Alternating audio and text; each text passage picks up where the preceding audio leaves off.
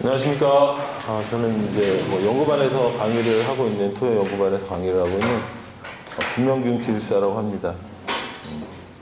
시험 보시느라고 너무 고생들 많으셨고요. 제가 이렇게 프린터를 하나 드렸는데요. 한번 보시면, 기출 분석을 하시는 이렇게, 저는 이렇게 해서 기출 분석을 하고 있고, 데이터를 쌓고 있는데요.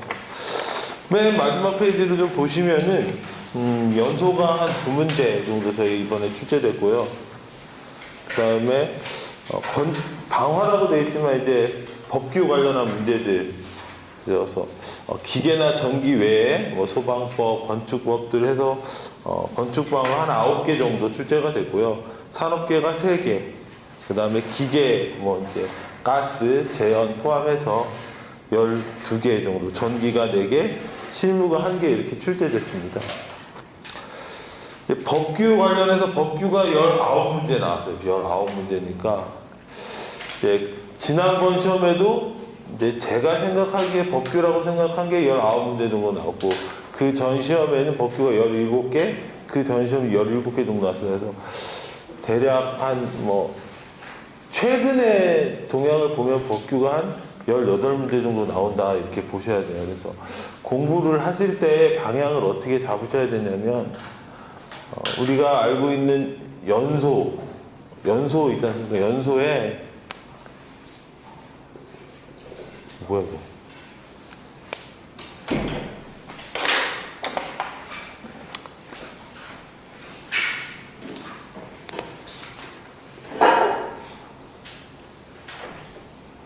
연소공학의 기본 이론이라고 하는 것들이 어떤 게 있겠습니까? 연소공학 하면 이상기태 산태방정식, 열전달, 그죠? 그 다음에 연력학 법칙, 그 다음에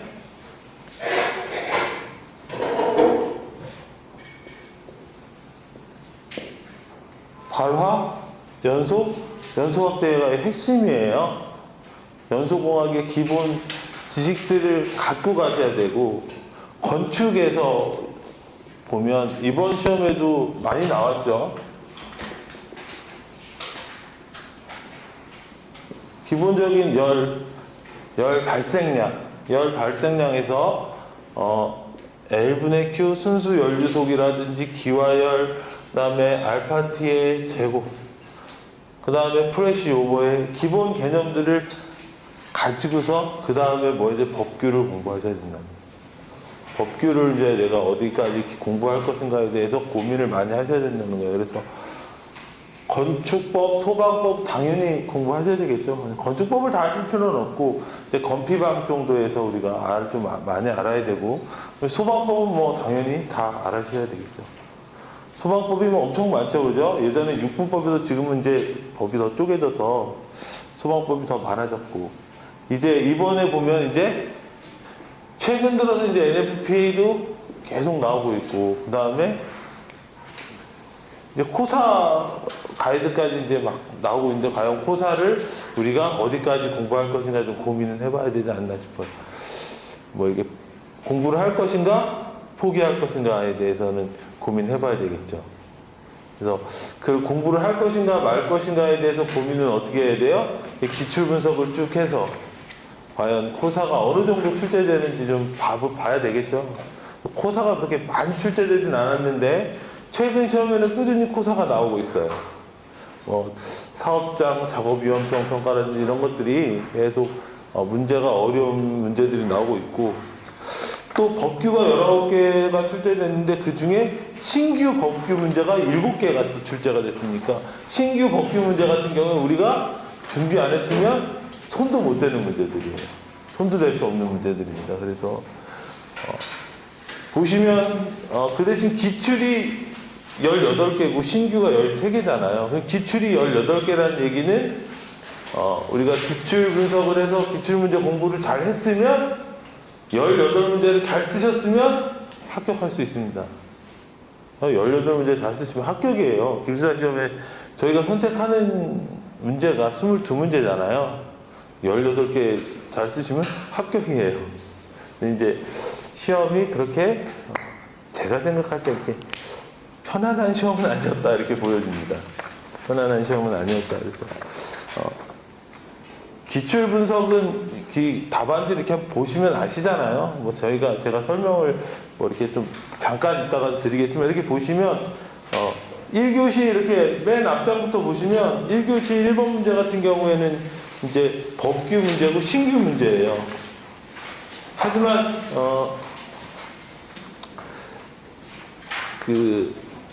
KC가 계속 바뀌었다고 그래서 KC가 시험에 나올 겁니다 했는데 제가 빼놓은 부분에서 나왔어요. 저희 책에는 없어요. 안타깝게도 제가 정리할 때 이 부분은 빼놨는데 뭐 박내석 기술사님은 또 이렇게 용하게 하셨다고 하시더라고요.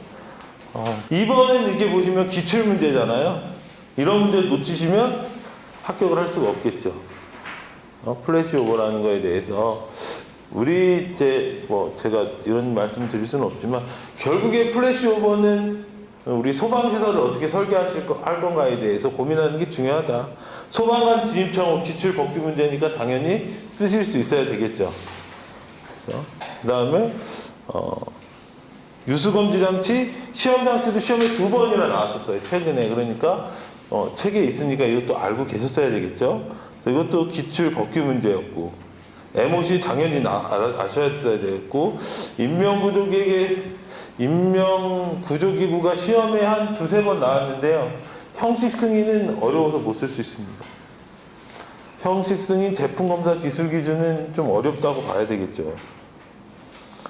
그 다음 가이드라인은 다 아셔야 돼요. 앞으로 공부하실 때는 성능설계 가이드라인, 건축 가이드라인, 피난양자 가이드라인은 그냥 예상 문제라고 생각하시면 됩니다. 그러니까 8번, 7번, 8번은 당연히 잘 쓰셨어야 돼요. 9번은 조금 어려울 수 있고 10번은 연기를 제어할 수 있는 물리적 메커니즘이에요. 연기를 제어할 수 있는 물리적 메커니즘은 여러 가지가 있지만 공학적 설명해 주셔야 된다는 거예요. 구가축 배강이가 중요한 게 아니고 연기의 발현량은 어느 정도 되는지, 또 그 연기를 제어하기 위해서 우리가 어떤 연속방정식이잖아요. 그렇죠? 결국 Q를 제어하기 위해서 뭐 그런 내용들인 것 같아요.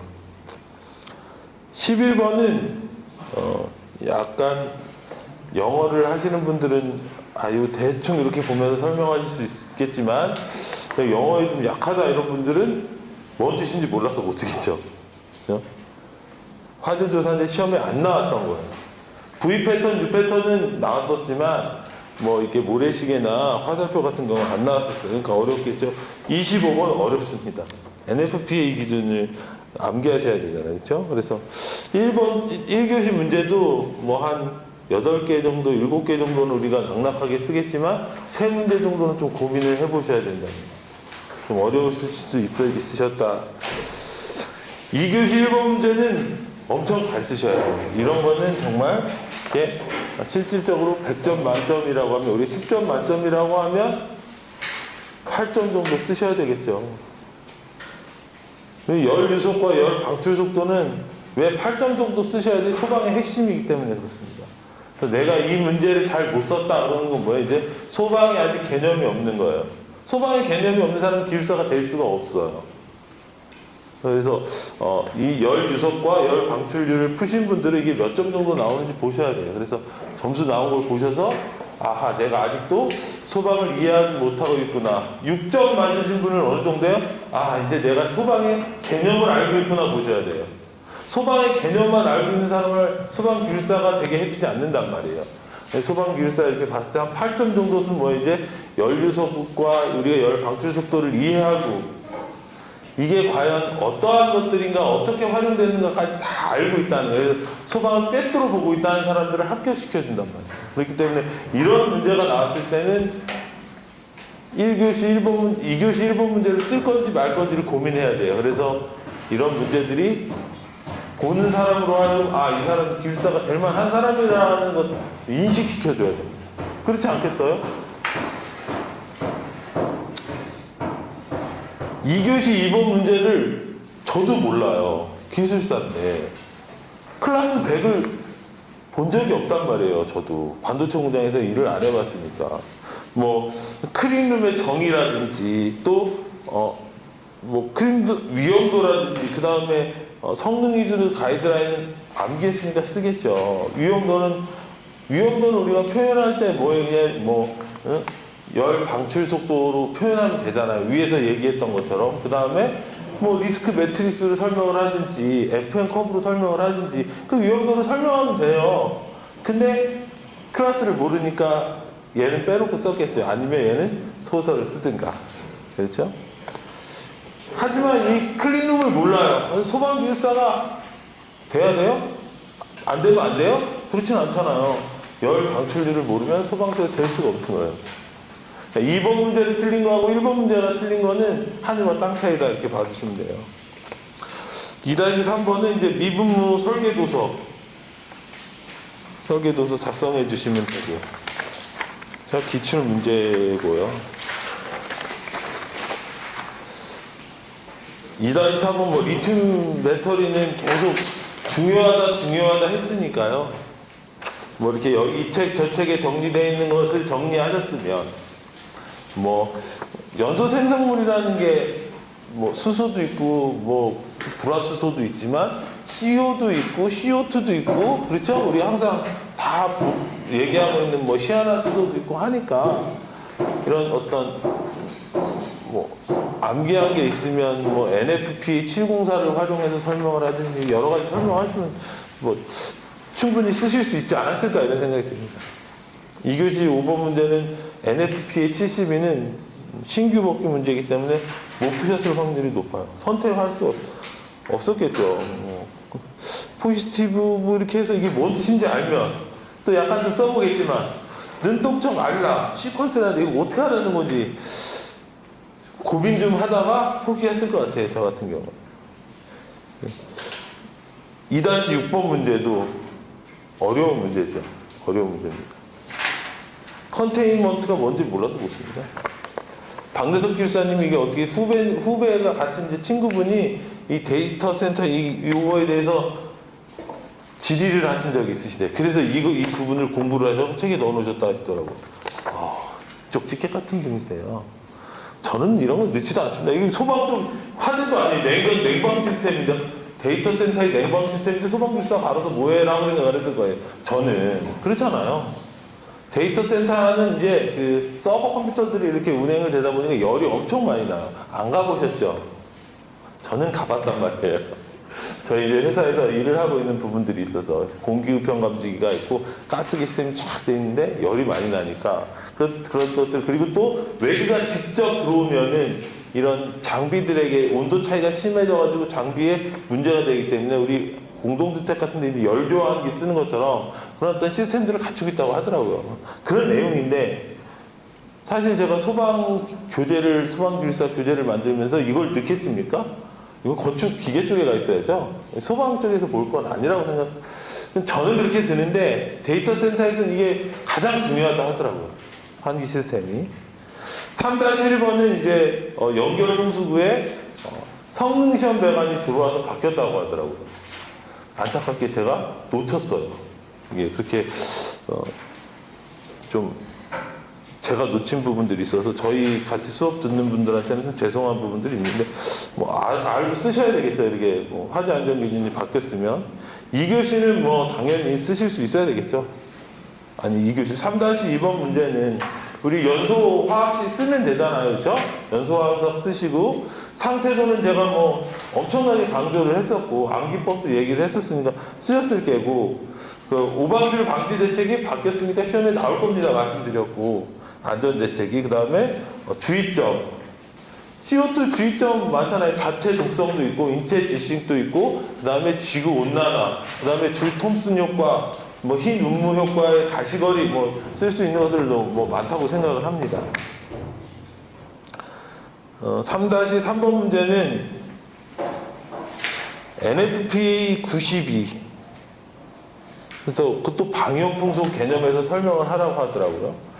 그러니까 방위험풍속 개념은 이제 결국 연기를 배출해내기 위해서는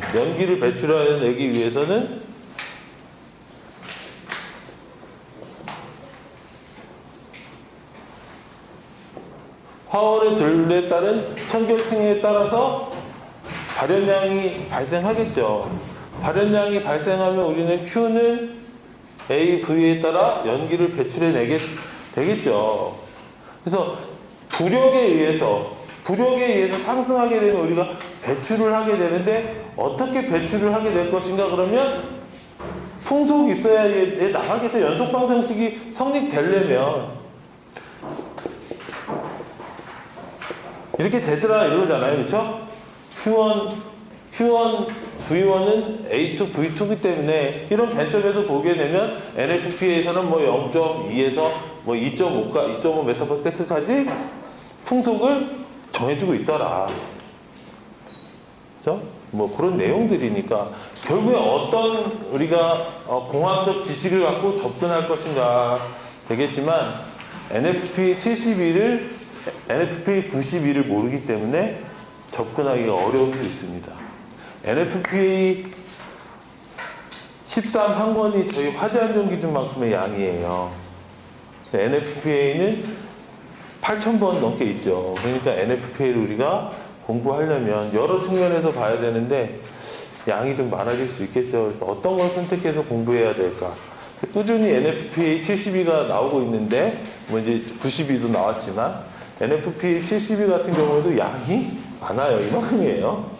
예, 우리 기술사 공부하는 책만큼의 양이 NFPA 72 한 권이에요.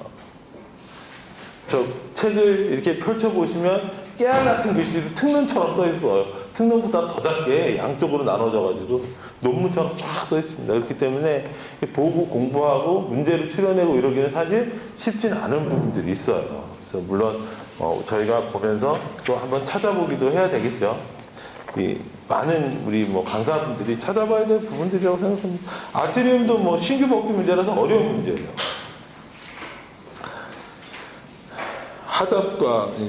하잡과 KPSR이 뭔지 몰라서 쓸 수가 없습니다. 코사가 되어 있는 몰라서 못 씁니다, 여러분. 쓰고 싶어도 반쪽짜리 답안 쓰겠죠. 포소화 설비의 원리, 기계 포소화 약대의 종류, 이렇게 3-5번 문제 쉽지 않은 문제라고 생각을 합니다. 외가로 1번 소화 원리 쓰면 되겠죠. 이제 질식 냉각이잖아요. 포소화 원리가 질식 냉각을 한다. 소화 약제 종류와 장단점, 담배포와 수성마포가 대표적이잖아요. 그렇죠? 담배포와 수성마포가 대표적이고 장단점은 유동성과 균질성의 관점에서 답안을 쭉 쓰면 우리가 알고 있었던 것들로 조금 쓰실 수 있지 않았는가 싶지만 법규를 포소화약의 저장 탱크 설치 기준이나 전력방출 항공기 경납고의 고발포용 방출구의 방출량 이런 거 평소에 외우셨으면 쓰지만 안 보셨으면 어려워요. 그리고 포소화약제가 이렇게 시험에 많이 출제가 되지 않기 때문에 기출 분석을 하셔도 공부를 많이 안 하셨을 가능성이 높아요. 이런 문제가 어려운 문제예요.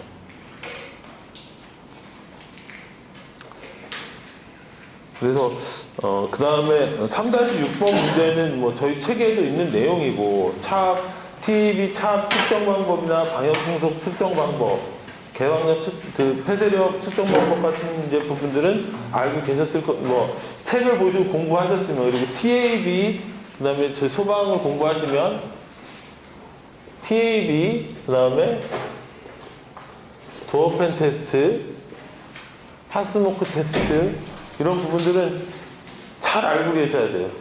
계속 시험에 나올 거예요, 얘네들은. 시험에 돌아가면서 계속 나올 겁니다. 그러니까 어렵다고 생각하지 마시고 이렇게 유튜브 보면 핫스모크 테스트 하는 것도 다 나오고요. 도어팬 테스트, TAB 하는 게 다 나오니까 유튜브를 한 번씩 보시면서, 또 자주 하는 게 아니니까 유튜브에 충분히 나와 있거든요. 돌아가면서 나올 거예요. 돌아가면서 계속 나올 겁니다. 돌아가면서. 그리고 이런 것들이 지금 계속 현장에서 계속 되고 있기 때문에요. 돌아가면서 나올 거예요. 핫스모크 테스트, TAB, 도어팬 테스트 계속 돌아가면서 나올 겁니다. 4교시 문제 보면은 4교시 문제는 이제 내진 하나가 나왔고요. 4교시 1번 문제. 4교시 2번 문제는 설계농도 유지시간, 뭐 설계농도 유지시간 나올 거라고 제가 계속 말씀드렸어요. 소화농도 유지시간 계속 시험에 나올 거다. CO2 시험에 나올 겁니다. 중요합니다. 뭐 그런 얘기 계속 했었으니까. 사이폰은 뭐 정답이 이제 우리 관리사님이 이제 계산을 잘 하시는 분이 뭐 말씀을 해주시는데, 저도 계산을 안 해봤어요. 사이폰을 기술사 공부할 때는. 옛날에 기사 공부할 때 해봤겠죠. 근데 저도 보고, 이걸 어떻게 풀어야 될지 개념 자체를 모르겠더라고요. 그러니까 계산은 자기가 많이 해보든가, 계산에 이렇게 중점을 주시려면 기사책을 많이 풀어보셔야 돼요. 그래서 계산을 많이 하시면 빨리 합격하실 수 있어요. 계산을 하면 빨리 합격하실 수 있어요. 그 대신 이제 기사 문제라든지 해서 이렇게 편안해지셔야 돼요, 문제가. 눈으로 그 문제들을 풀어봐서 이렇게 답안이 이렇게 검수해서 답이 나오지 않으면 손을 대면 안 되고요. 그렇죠? 긴가민가 하면 못 푸시는 거야. 뭐 재형구역 같은 경우에는 이제 기출 법규고 하지만 우리가 예상한 부분이 아닌 부분이 나왔어요.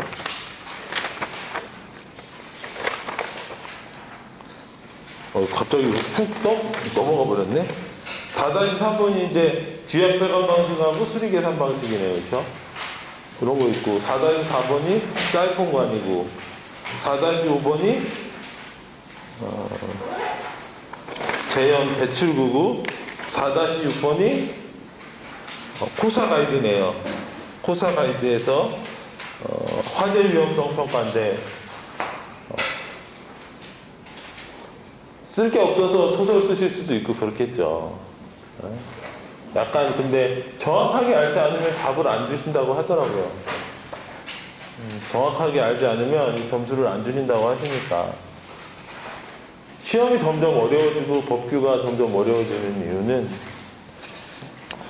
일단 인사하고 잠깐 말씀드릴게요. 저는 그냥 간단하게 말씀드렸습니다. 궁금한 거 좀 더 읽어보시면 좋겠고요. 고생하셨습니다.